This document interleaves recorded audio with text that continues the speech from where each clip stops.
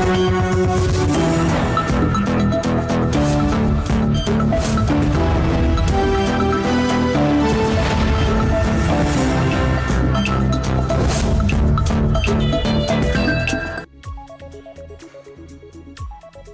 afternoon. Welcome to the broadcast and thank you for keeping it TV47. You're just in time for the latest in the world of news from across all the 47 counties and even beyond the borders. But first, the top news this hour.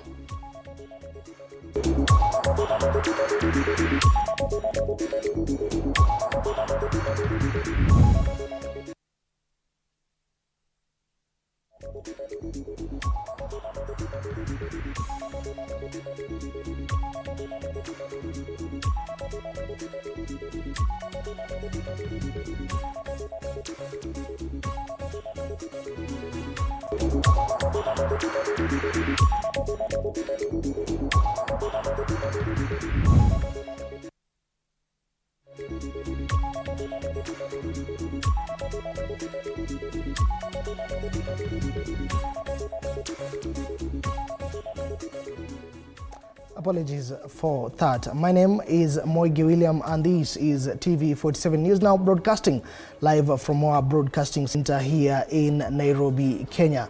Now, we start off matters news and we start off with the state of health here in the country, whereby the Ministry of Health has intensified surveillance and is screening at all the 26 points of entry into the country in the wake of the discovery of Ebola and Marburg in the neighboring countries. So far, 41 cases of Mpox have been reported in the country, with the screening surveillance at the border points heightened following reports of Ebola in Uganda and Marburg in Tanzania. Public Health Principal Secretary Mary Muthoni also reiterates the government's commitment to ensuring Kenyans are safe from the emerging diseases in the neighboring countries. We are talking about hoteliers, we are talking about truck drivers, we are equally talking about commercial sex workers who come into contact with various travelers across the board. We are also very keen about Marburg and Ebola. Marburg has been discovered in Tanzania, and we equally have Ebola in Uganda. These are our neighboring countries, and it is good to note that diseases have no geographical boundaries. So anytime we may experience this kind of diseases in our country, but because we can prevent the same, we are ensuring that our borders are tight, and we are ensuring that anybody coming into the country is screened of those diseases so that we can protect our citizens and we can protect our people. And now to also some developing story here in news which has attracted the attention of most Kenyans. Kenyans from all walks of life have expressed a range of reactions after Raila Odinga lost in the just concluded African Union Commission elections. Many of his supporters, along with a section of Kenyans, have been left deeply disappointed by the outcome. Some believe that external influence from outside Africa may have played a role in the results, with unexpected turn of events is likely to reshape Kenya's political landscape, with many speculating that Raila will now be forced to make a new political move. To wake up from the forest of Congo to start roaring. But the European Union cannot benefit from the resources of Africa if Raila Odinga wakes up the African lion. So they want somebody who will just come and stay in the office doing nothing. That's why the guy from Djibouti will be the chairman of the AUC. But if Raila had become the chairman of the AUC, the program he developed when he was serving as the Special Envoy for Infrastructure, called PIDA, Program for Infrastructure Development in Africa, where he talks about connecting fiber connections in the whole continent, starting from Nairobi to Cape Town in South Africa to Douala in Cameroon. He talks about Trans-African Beltway from Lamu to Bangui in West Africa. When you put that artistic expression on screen and you look at how the African continent will be connected, then intra-African trade will go from 15% to 60%. vita vizuri haikuwa ya Afrika, ilikuwa ya West, baina ya West na Afrika. Sababu West wanataka tuchukue pesa kutoka IMF. Na sisi tuko na African Development Bank na imelala na a lot of money ambayo inasaidia Mwafrika. African Development Bank inatupatia pesa na 3% yenye ya kulipa. IMF inatupatia sijui na 12 whatever yenye hatuwezi. Kwa hivyo mzee alikuwa anataka Afrika ijitegemee na uwekezaji yake mwenyewe ambayo mzungu hawezi taka. 7 seat. But this is a wake-up call for him, and also a wake-up call to the young people. I'm calling upon the young people of this nation and our republic that it's high time that we stand as young people, that we can unite and shape the political landscape of this nation. I'm very privileged and I'm very optimistic that we're going to find leaders that can speak to issues, leaders that will speak to power, knowing very well that it's not a matter of ethnicity being brought together, but it's a matter of a political tribe that we now know. Raila has always been the father of democracy. If we tell us that the leadership of William Samoei Ruto is not good, we have an alternative way, we will follow that as well. If he tells us that we have the majority now, that the court has declared that Azimio was the majority, we can impeach Ruto, we will wake up very early in the morning, we will be on the street, we will impeach Ruto. But whichever thing he tells us to do, and that is what we should be doing to our leaders. We support their minds, we support their opinions, whichever direction they tell us to go, we go with them. So me personally, with all my body organs, I'm supporting Raila. I also share the pain he's feeling right now. He has lost. So I've heard some people saying on the street here that now we are done with you, you should go back direct to Bondo. How much pain do you think Raila is feeling right now? All right, fair enough. Some mixed reactions from Kenyans and different stakeholders. Still on that particular bit, a section of opposition leaders are now blaming President William Ruto's administration following former Prime Minister's AUC chairmanship loss in Addis Ababa Saturday. Speaking in Machakos County, Area Deputy Governor Francis Mwangangi said President's direct involvement in AUC chairmanship campaigns costed Odinga's bid due to unexplained recent abductions in the country. Mwangangi noted that if the Azimio leader could have championed his campaign as an independent individual across the continent, he would have emerged victorious in Saturday's election. In Sudan. Nafikiri Raila angesimama kama Raila, angeshinda asubuhi, lakini the fact that alionekana serikali ndio inampeleka, na serikali ambayo inaonekana iheshimu human rights, serikali ambayo inahusishwa na corruption. Remember, wakati haya mambo yote yakiendelea, tumeona ripoti imetokea, inasemekana rais wa Jamhuri ya Kenya is the most perceived second corrupt person on earth. Haya kuna hii maneno ya watu disappearance in Kenya, ili hali it is the government that is supposed to protect people and their properties. So mambo kama haya yakiendelea are of international concern. There was no way Raila angekuwa fronted by this administration na succeed. Watu wanaona hayo mambo, wanaiona clearly the way it is. Now, still at Addis, whereby President William Ruto today chaired the Committee of African Heads of State and Government on Climate Change at the African Union headquarters in Addis Ababa, Ethiopia. Ruto lauded the support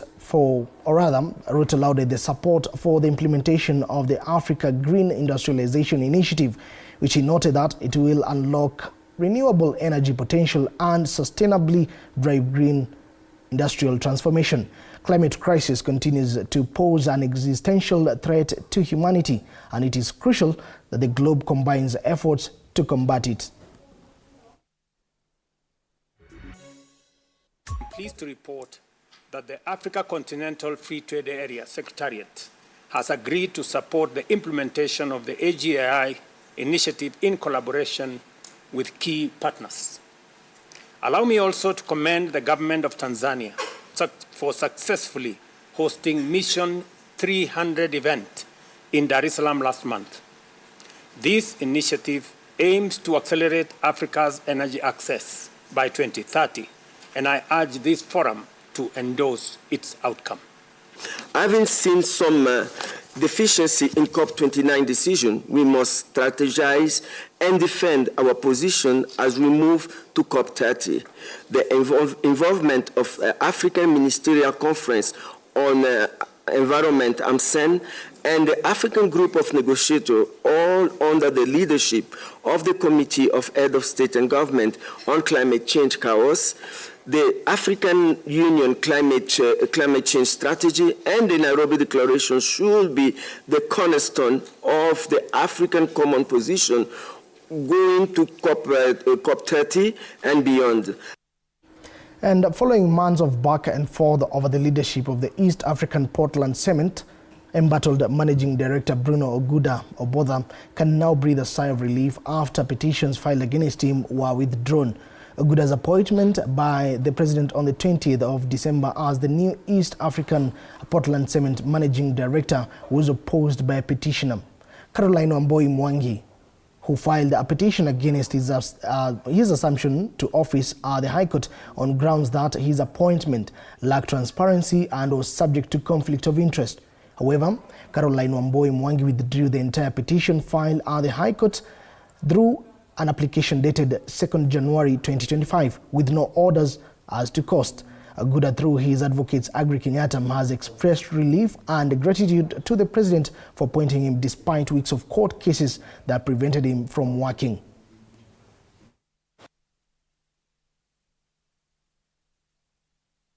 As you're aware, Mr. Oguda was appointed by the President as the Managing Director of East Africa Portland Cement on the 20th December 2024. Immediately after his appointment, cases were filed. The first case was filed on the 22nd December 2024. Thereafter, 3 other cases have been filed. So up to the 11th of February 2025, a total of 4 cases have been filed. The grounds were different, but the main ground that is running across all the petitions were that there was a feeling, I think, among the petitioners that Mr. Bruno did not emerge the best candidate among the 3 that were forwarded. But I think what has done on the petitioners was that 3 names were forwarded by the board, and the President had the discretion to choose from among the 3. Of course, Mr. Bruno is highly qualified based on his qualifications. He attended the interview on the 22nd of November 2024, and on the 6th he was appointed. So out of the 3 names that were forwarded to the President, he emerged the best, at least in the eyes of the President. That is why the President appointed him as the Managing Director. Our client is very grateful to the President for bestowing upon him the great and rare privilege of being the Managing Director of East Africa Portland Cement, and we have instructions to confirm that he'll do his best as the Managing Director in the management of East Africa Portland Cement. All right, and with that, we have some developing news for you, whereby Baringo Senator William Cheptumo is dead. The former Baringo North Member of Parliament is reported to have been unwell for a while and has been unable to even attend the Senate's last session and even several events whereby President William Ruto had toured the county of Baringo. Senator Cheptumo, for the past 2 years, has been chairing the Senate National Security, Defense and Foreign Relations Committee. Also, we have that is the Speaker of the Senate, Amason Kingi, confirming that the Baringo Senator has passed on. Well, the Baringo Senator, that is William Cheptumo, was serving, or rather had served as Baringo North Member of Parliament previously before becoming a Senator in the year 2022. It is reported Senator Cheptumo was suffering from liver cancer for the last 2 years. And our reporter, Mike Kagwongo, is still on transit to keep tabs on this particular story and bring us more details. Once we get hold of Mike, we'll be giving you more details as it is a developing story. We do mourn together with the people of Baringo for the loss of their senator, and condolence to the family of Cheptumo and the people of Baringo County. Mike Kagwongo is still keeping tabs on this, and we shall be linking up with him to give us more details on this developing story. But in the meantime, let us move on. Outgoing African Union Commission Chairperson Moussa Faki delivered his final address on Saturday morning at the African Union Assembly in Addis Ababa, Ethiopia. having served as AUC chairperson since his election in January 2017. Faki reflected on his 8-year tenure, acknowledging both achievements and missed opportunities. As he steps down, he leaves behind a legacy of leadership at the helm of the African Union Commission. Amid a standing ovation from African heads of state and government. Thank you, my brother. Outgoing African Union Commission chairperson Musa Faki Mohammed delivered his last speech as the AUC chair. It is with both a great honor and a great pleasure that I'm addressing myself to you for the last time in my capacity as the chairperson of the African Union Commission. Admitting that he may have underestimated the weight of his role when he took office back in January 2017, Faki urged African leaders to embrace Pan-Africanism and prioritize the continent's interests even as he looks forward to his newfound freedom. I wanted so much to do quickly and better during the 2 terms that you entrusted to me. I know that I have not done everything. Perhaps I underestimated the burden of the task and the weight of the constraints. I know that I may have made mistakes. I should not say perhaps, but I should say certainly I've made mistakes. Maybe here and there I have weakened and made mistakes and missed opportunities to do better. I would like to apologize and ask forgiveness. The outgoing AUC chairperson and former Chad Prime Minister expressed confidence in the leadership of the incoming African Union chairperson and Angola President Joao Lourenço, further wishing him success in his new adventure. To you, Mr. President, and dear brother Joao Lourenço, and I would like to stress that the quiet strength that you symbolize reassures me about a chairmanship of seriousness and substance.